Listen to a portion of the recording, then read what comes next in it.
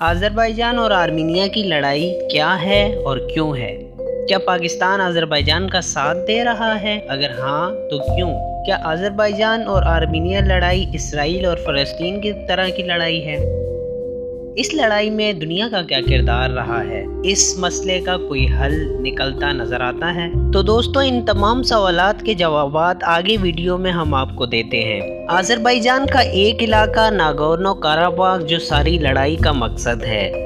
इस लड़ाई का आगाज़ 1980 से होता है, लेकिन जंग बंदी हो जाती है। आज भी ये लड़ाई इसी वजह से जारी है कि ये इलाका दोनों ममालिक के हिसाब से तारीख़ी, सकाफ़ती और मजहबी हैसियत रखता है। ये दोनों ममालिक जब रशिया से अलग हुए तो उन्होंने अपनी अलग अलग रियासत बनाई, और नागोर्नो काराबाग जो कि इंटरनेशनली आज़रबाईजान का इलाका डिक्लेयर हो चुका है, वहाँ ज़्यादातर आबादी रिपब्लिक आर्त्सख की है, जिसको माली, सियासी और फ़ौजी मदद आर्मीनिया से हासिल है।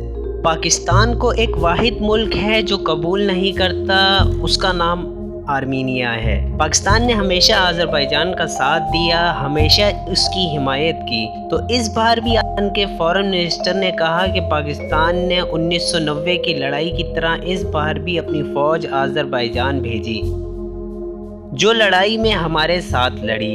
लेकिन पाकिस्तान ने इस बात की तरदीद करते हुए कहा कि ये अफवाहें बिल्कुल गलत हैं, और साथ ही साथ कहा कि पाकिस्तान आज़रबाईजान और आर्मीनिया के मामले में आज़रबाईजान के साथ खड़ा है, जिसकी वजह से आज़रबाईजान की हुकूमत की तरफ से पाकिस्तान का शुक्रिया भी किया गया और पाकिस्तान के झंडे भी बाकू में लहराए गए।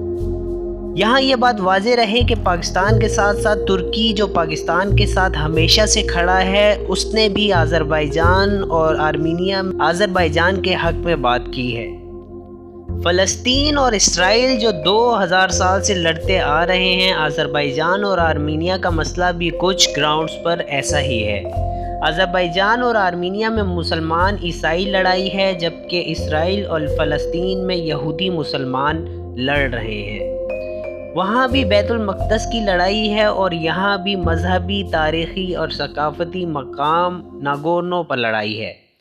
वहाँ का मामला भी दहाइयाँ गुज़र गईं, हल नहीं हुआ, और यहाँ का भी कुछ यही हाल है। वहाँ भी इंटरनेशनल इन्वॉल्वमेंट है, और यहाँ भी इंटरनेशनल इन्वॉल्वमेंट नज़र आती है। European commission against racism and intolerance के मुताबिक आर्मीनिया के लोग इस मामले में सबसे ख़तरनाक लोग हैं। अमेरिका इन तमाम मामलात में पीछे रहने की बात कर चुका, और उसने कहा है कि हमें इस मामले में अमल दखल नहीं करना चाहिए। आज़रबाईजान को इस खित्ते की बड़ी ताकत तुर्की, जबकि आर्मीनिया को रशिया का बैकअप हासिल है। इसके बरक्स आर्मीनिया अमेरिका से भी मदद मांग चुका है, जिसका जवाब उन्होंने तसल्ली बख्श नहीं दिया। यूके और कनाडा ने इस मामले को अमन और इस्तेहकाम के साथ हल करने की बात की, और कहा कि इस मामले को एग्रीमेंट के ज़रिए सीज़ फायर तक पहुंचाया जाए। दोस्तों, अब इस बात पर आते हैं कि ये मसला भी क्या मसला कश्मीर और मसला फ़लस्तीन की तरह लटका रहेगा, या इसका कोई हल हो सकता है। ऐसा है कि यहाँ के लोग अमन चाहते हैं और इसका हल चाहते हैं, लेकिन आज़रीज़ और आर्मीनियन हुकूमतें पॉलिटिकल वार के दलदल में फंस चुकी, और दरअसल आर्मीनिया की जंग आज़रबाईजान से बराह रास्त नहीं, लेकिन इसके पीछे तुर्की है, जो बहुत पुराना मसला है। कुछ ऑब्जर्वर्स का कहना है कि इस मसले को ज़िंदा रखने में रशिया का हाथ है, जो इस खित्ते में अपना दबाव बरकरार रखना चाहता है।